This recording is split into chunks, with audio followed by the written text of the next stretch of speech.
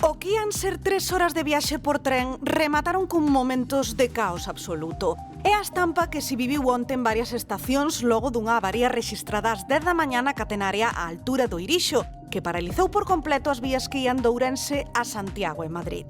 Ata 15 trens sufriron atrasos e moitos ata tiveron que ser suprimidos. A incidencia deixou estampas como estas. Centos de pasaxeiros aglomerados que quedaron dentro da estación das Burgas convertida nun auténtico fervedoiro. E é que onte os termómetros chegaron aos 40 graus na cidade de Ourense. Así nolo contaba Alberto, un dos viaxeiros afectados. Xa no andén, xa a xente empezaba a mosquearse un pouco porque ali facía calor, había máis de 500 persoas, polo menos, e non cabía todo o mundo debaixo da marquesiña. Entón, a xente estaba un pouco xa moscada, sobre todo porque tampouco nos daban solucións. A calor e as case 8 horas da garda nos andés das estacións provocaron a intervención de Cruz Vermella, que tivo que repartir auga para evitar problemas de deshidratación entre os pasaxeiros. E conforme ian pasando as horas e a información non chegaba, a tensión ia en aumento. Porque se indigna a xente, porque non había información. De feito, as mensaxes que nos enviou Renfe por WhatsApp, das 3 previsións horarias que nos dixo, non se cumpriu ninguna. Houbo momentos de tensión, que incluso tivo que vir a Policía Nacional, e ao final, que nos acaban pagando son o persoal que teñen ali no andén. E que cada persoa tamén viaxaba cos seus respectivos problemas. E había xente aquí que dicía que tiña unha cita no consulado posta dende hai meses, outros que iban a un concerto, nos que íbamos por traballo, bueno, unha persoa que lle iban a facer un taco xe pola tarde. A solución de Renfe pasou por reorganizalos noutros trens e tamén por poñer diferentes autobuses para rematar facendo o traxecto por estrada. Pero non todos os pasaxeiros afectados, cifrados por Renfe en 1.700, atoparon un oco neles, facendo que a descoordinación levase a máis amoreamentos. Non se trata dunha excepción. Os retrasos e as avarías son xa unha constante da que se veñen queixando mes tras mes os viaxeiros. A semana pasada, o problema era na Gudiña, tamén por outra avaría na catenaria que provocou atrasos de ata 7 horas.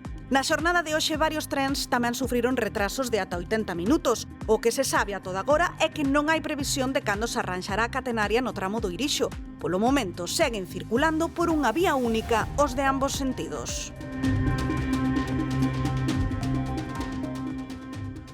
Bueno, pois esta situación suma, se dicíamos antes, non, a gota que colma o vaso, non, de varias averías, pois é que nos últimos días, nas últimas semanas, prácticamente nese punto, non? Sí, de feito, a máis recente foi o pasado día 2, contámolo aquí no termómetro, cando unha maquinaria de mantemento quedou enganchada na catenaria entre a Gudiña e Sanabria, deixando a liña sen tensión. A circulación estivo daquela interrompida preto de 5 horas, con transbordos por estrada pros usuarios e atrasos de ata 2 horas e media, pero o 15 de xaneiro do pasado ano, o frío tamén conxelou a catenaria entre Taboadela e Meamán e bloqueou durante horas o primeiro AVE Ourense-Madrid. 8 días despois, outra avaría na catenaria volveu interromper a circulación na contorna de Ourense e meses antes, un tren Abril, Vigo-Madrid, sufrira unha avaría no intercambiador de Ancho de Taboadela, a coñecida xa como Zona Cero dos atrasos da alta velocidade galega, con demoras de máis de 3 horas pros viaxeiros. Son só algúns exemplos das avarías que levan os usuarios a estourar nas redes. Vemos algúns exemplos. 3 horas tirados en Santiago con estas temperaturas, hora e 40 de atraso e o peor, agradecendo chegar, dicía outro. Caeu outra vez a catenaria, o cambiador de Taboadela, do Ancho de Taboadela, fallou outra vez ou parados nalgún lugar preto de Ourense sen saber por canto tempo. Imos comprobar como están os ánimos entre os usuarios que buscan chegar a tempo, ben o traballo, ben a compromisos familiares ou ben os plans que teñen previstos en pleno verán. Alba.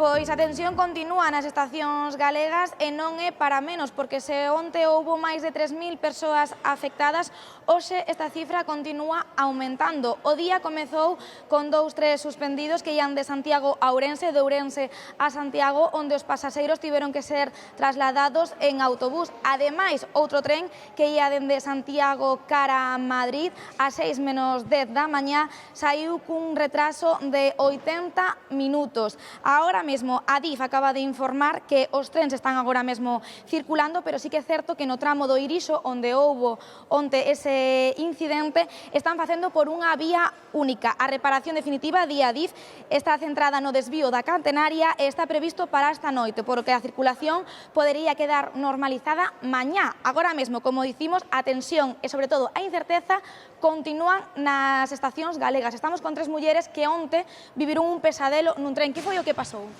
Pues nada, primero ya llevábamos un retraso aquí de media hora. Pues nada, salimos de aquí, de Ourense, y a la media hora, no llegaba media hora, que va, a los 15 minutos se paró el tren. Empezó a pararse, nos dejaron en un puente, y bueno, y ayer subimos pues casi 3 horas.